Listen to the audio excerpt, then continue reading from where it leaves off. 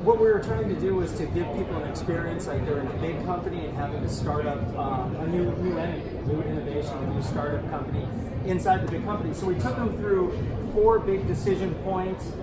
Looking first at funding, like would you go after a couple $1 million and get started quickly, even all the way up to $50 million and create a whole new business unit for yourself.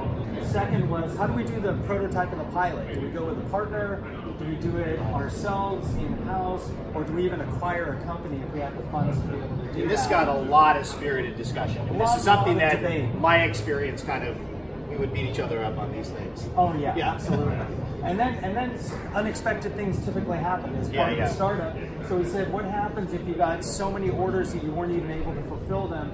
Would you just do, with your current business, would you do 33% of the orders and just send follow-ups and rain checks to other people? Or And suffer the viral consequences. And some of the viral consequences, Yeah. which could be pretty bad. Or would you do 100% of the orders yourself, or do 100% of the orders but outsource it to somebody else? And the risk, of course, was that if you give it to somebody else just to fulfill it, you can end up with a lot of quality problems and still get a viral backlash from doing that.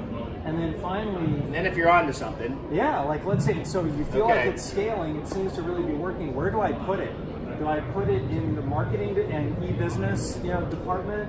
Do I put it as a new division inside the company, or, could I even try to integrate everything that I've learned into the entire core business itself? the good news, everybody said don't put it in the staff organization. Right.